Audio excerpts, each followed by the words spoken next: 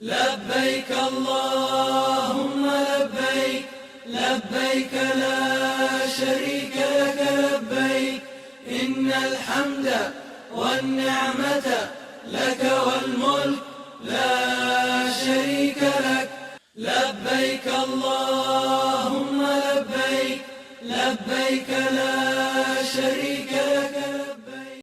السلام علیکم ورحمۃ اللہ وبرکاتہ. میں ڈاکٹر شاہ فیض آج ایک بڑے اہم موضوع کے ساتھ آپ لوگوں کی خدمت میں حاضر ہوا ہوں.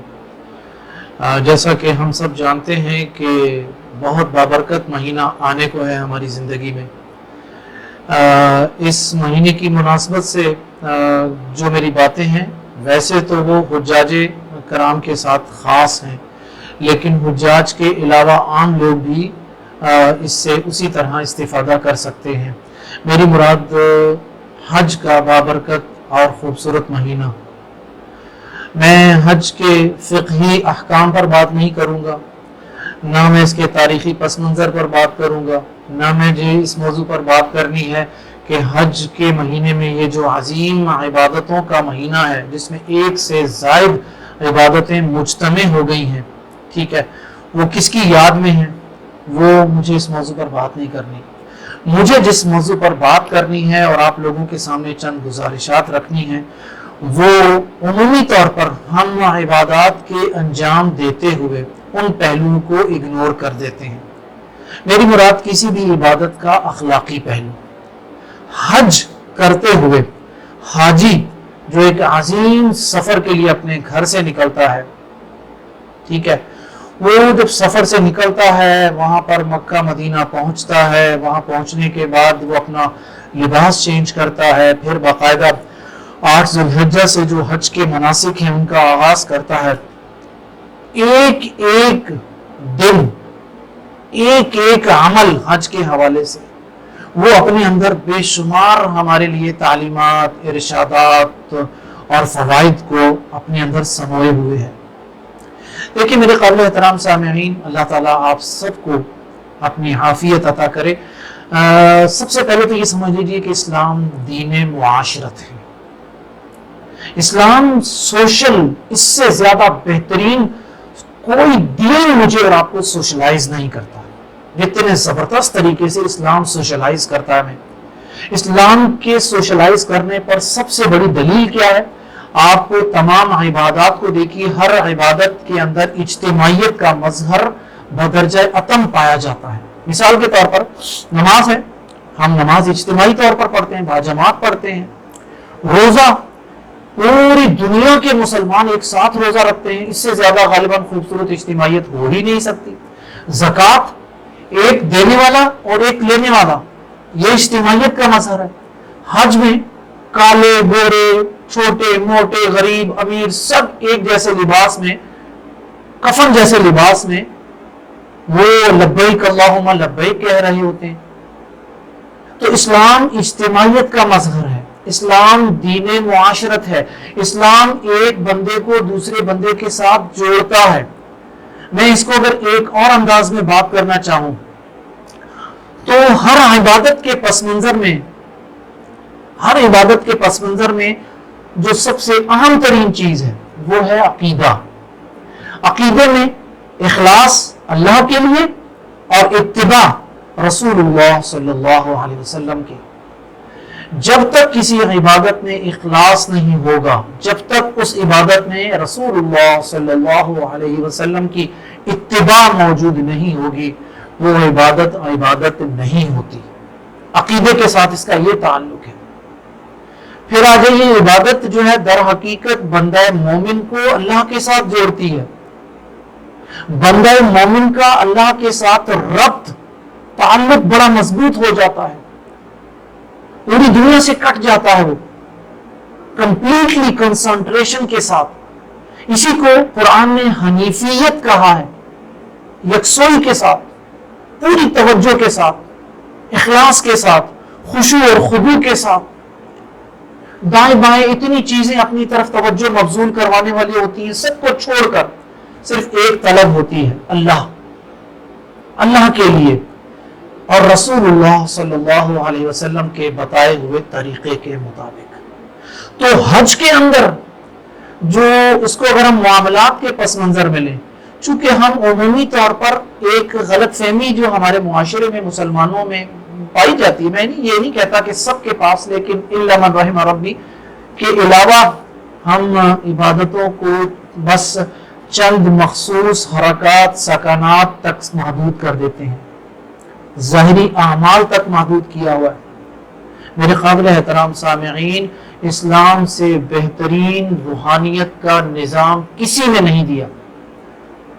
جب ہم اسلام کے اس روحانی نظام کو، جس کو اسلام نے تزکیہ نفس کا نام دیا، جب اس کو ہم کمپلیٹلی ایڈاپٹ نہیں کرتے تو پھر اہل بدعات، اہل خرافات اور اہل تصوف، اہل شرکیات، اہل کفریات، اہل کلام، وہ پھر اپنی اپنی من گھڑت خود ساختہ شیطانی وساوس والی جو باتیں ہوتی ہیں وہ داخل بڑے مزین کر کے پیش کرتے ہیں، اور ہم اس کو اسلام کے نام پر، روحانیت کے نام پر اس کو قبول کر لیتے ہیں۔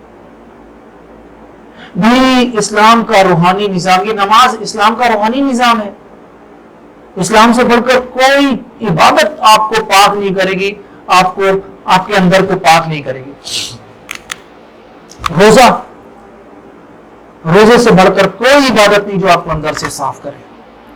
تو میرے بھائیوں، میری قابل احترام سامعین اور سامعات، حج پر جانے والے ساتھیوں، آپ یہ سمجھیے حج کا جو اخلاقی پہلو ہے، جس کا تعلق ہماری معاشرت سے ہے، جس کا تعلق ہماری سوسائٹی سے ہے، اس کو بھی سامنے رکھیے۔ ذرا دیکھیے قرآن مجید نے کیا کہا اس حوالے سے۔ سورۃ البقرہ آیت نمبر 197 میں حج کے جو اخلاقی پہلو ہیں اس کو بڑا زبردست طریقے سے واضح کیا ہے۔ سنیے ذرا، کہا الحج اشہر معلومات، بھائی حج گنے چنے مہینے ہیں۔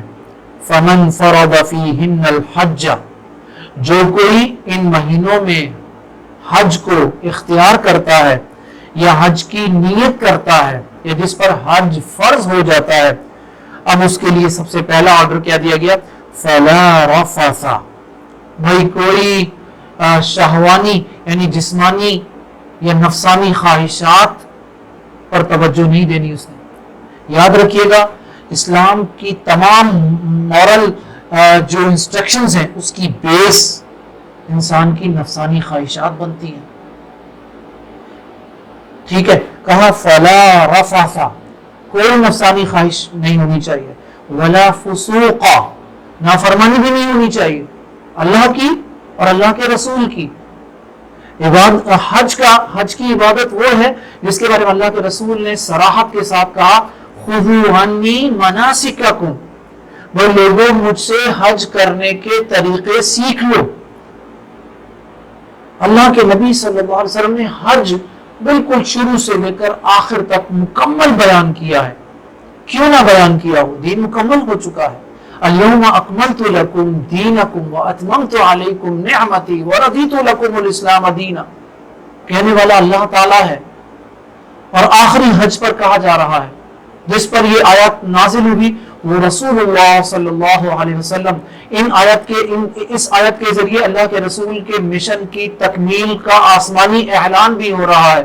یہ بھی بتا دیا گیا اب کوئی کمی بیشی ممکن نہیں ہے، قیامت تک عبادت، حج کی عبادت مکمل ہو چکی ہے، کوئی کمی بیشی نہیں ہوگی۔ اب کسی انسان کی عقل، کسی کی طلب، کسی کی خواہش، کسی کا الہام، کسی کا کشف، کسی کا خواب، کسی کا پیر، کسی کا امام اب کوئی اضافہ نہیں کر سکتا۔ یہ ہے ولا فسوق، نافرمانی نہیں ہونی چاہیے۔ حدیث رسول کے مقابلے میں ہم اپنے امام کی بات کو لے آتے ہیں، اپنی فقہ کی بات کو لے آتے ہیں، اپنے اسکول آف تھاٹ کی بات کو لے آتے ہیں۔ نمازیں جمع کرنی ہے نہیں کرنی، اس میں ہم اپنے مسلک کو دیکھ رہے ہوتے ہیں کہ جی میں اپنے مسلک کے کسی مولوی صاحب سے، مفتی صاحب سے بات معلوم کر لوں، کاش کہ میرے سامنے یہ ہو، اطیعوا اللہ و اطیعوا الرسول، یا ایھا الذین آمنوا لا تقدموا بین یدی اللہ ورسولہ، ایمان والو اللہ اور اللہ کے رسول کے فیصلوں سے آگے نہ بڑھو۔ اطیعوا اللہ و اطیعوا الرسول، اللہ کی اطاعت کرو، اللہ کے رسول کی اطاعت کرو. اللہ کے رسول نے کہا خذوا عنی مناسککم. اتنے صاف صریح احکام کے بعد پھر بھی میں اگر اپنے فقہ کو اور اپنے مسلک اور اپنے امام کے قول کو تلاش کرتا ہوں حج کے حوالے سے، تو مجھے بتائیے حج کے حوالے سے جو روحانیت ہے وہ کہاں سے آئے گی میرے پاس؟ اللہ کی نافرمانی کر کے کیسے کوئی شخص حج کے لیے حج کو اپنی روحانیت کے حصول کا ذریعہ بنا سکتا ہے؟ کیسے؟ جس شخص کی آپ اندازہ کریں، جس شخص حج کے حوالے سے بشارت معلوم ہے آپ لوگوں کو؟ بھائی حج سے جو لوٹتا ہے وہ ایسے ہے جیسا کہ آج ماں کے پیٹ سے اس نے جنم لیا ہو. یہ بشارت کس کے لیے ہے؟ اللہ کے نافرمان کے لیے؟ اللہ کے رسول صلی اللہ علیہ وسلم کی مخالفت کرنے والے کے لیے؟ ہرگز نہیں. ولا فسوقا. تیسری چیز آتی ہے ولا جدال فی الحج. اور دیکھو کوئی لڑائی جھگڑا نہیں کرو. بھائی حج میں لاکھوں لوگوں کا مجمع ہوتا ہے، ایک ساتھ چلتے ہیں، کسی کی کونی لگ گئی، کسی کا پاؤں آپ کے پاؤں کے اوپر آ گیا، کہیں کوئی تکلیف کا سامنا کرنا پڑا، کہیں کسی پریشانی کا سامنا کرنا پڑا. طبعا ایک بات سمجھنے والی ہے، ہم وہاں پر ایک طرح سے کھلے آسمان پہلے ہی ہوتے ہیں، نارمل ڈریس میں تو نہیں ہوتے، ایک کفن جیسے لباس میں ملفوف ملبوس. گھر جیسا آرام تو نہیں ملے گا، تکلیف تو آنی ہے، پریشانی تو آنی ہی آنی ہے. ٹھیک ہے، تو ایسے کہا گیا بھائی آپ برداشت کریں گے، لڑیں گے نہیں کسی سے، کسی کے ساتھ گالم گلوچ نہیں کریں گے. اور سب سے بڑی گالم گلوچ جانتے ہیں کیا ہوتی ہے حج کے دنوں میں؟ غیبت، چغل خوری، جھوٹ. اللہ کے بندو، کہیں سے کوئی تکلیف پہنچے اللہ کے لیے اس کو ترک کر دو، چھوڑ دو. جب آپ کسی تکلیف پر بدلہ لینے پر قادر ہوں اور بدلہ نہ لیں، یہ ہے صبر. ایسے صابر کے لیے اللہ تعالیٰ نے اپنی معیت کا انعام دیا ہے، ان اللہ مع الصابرین. اور وہ صبر بے بسی کا نام تو نہیں ہے. تو تیسری چیز جو آتی ہے ہمارے پاس حج کے اخلاقی پہلو کے حوالے سے، یا روحانی حج کا روحانی جو نظام جو ہمیں فوائد ہیں، وہ ہے ولا جدال فی الحج. چوتھی چیز یہ تنبیہ کر دی گئی وما تفعلوا من خیر یعلمہ اللہ. یہ چوتھی چیز ہے، اس کا تعلق اللہ کی مراقبت سے ہے. اللہ تعالیٰ دیکھ رہا ہے تمہیں، اللہ جانتا ہے، اللہ علم کے اعتبار سے ہمارے ساتھ ہے، اللہ اپنی ذات کے اعتبار سے عرش پر مستوی ہے. الرحمن علی العرش استوى. علم کے اعتبار سے وہ ہمیں جان دیکھ رہا ہے، سنتا ہے. ٹھیک ہے. احسان کی تعریف حدیث جبریل میں کیا بیان کی گئی؟ الاحسان ان تعبد اللہ کأنک تراہ فإن لم تکن تراہ فإنہ یراک. اس سے زیادہ خوبصورت آیت، اس سے زیادہ خوبصورت نص مجھے اللہ کی مراقبت کے حوالے سے ملی ہی نہیں. تو بھائی یہ دیکھ لو کہ حج کے دوران جو کچھ کرو گے وہ سب اللہ تعالیٰ کے علم میں ہے. دنیا والوں سے چھپا لو گے، اللہ سے نہیں چھپا سکو گے. وَتَزَوَّدُوا. دیکھو زاد راہ لے لو. فَإِنَّ خَيْرَ الزَّادِ التَّقْوَى. کہاں؟ زاد راہ لو، سامان لے لو اپنے ساتھ. حج کرنا ہے، حج کا سامان لے لو. حج کے سامان میں کیا ہے؟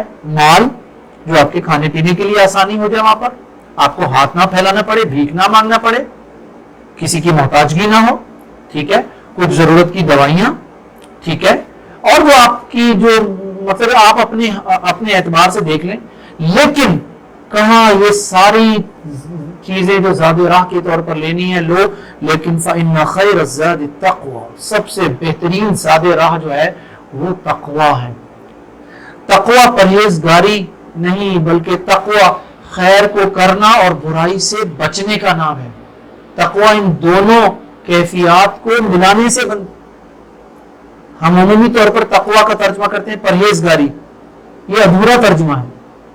مکمل تقوی کا ترجمہ مجھے آج تک اردو زبان میں نہیں ملا. میں تقوی کا ترجمہ تقوی ہی کرتا ہوں، کیونکہ تقوی کے اندر دو کیفیت پائی جا رہی ہیں: خیر کو مکمل طور پر انجام دینا اور برائیوں سے مکمل طور پر بچنا. گو برائی سے مکمل طور پر بچنا اٹ سیلف ایک بہت بڑی خیر ہے، لیکن دین صرف اور صرف برائی سے بچنے کا نام نہیں ہے.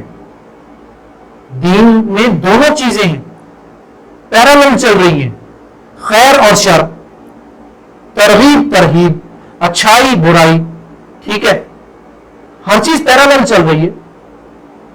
تو دونوں کو ساتھ لے کر چلیں گے. تو حج کا تقویٰ کیا ہے؟ حج کا تقویٰ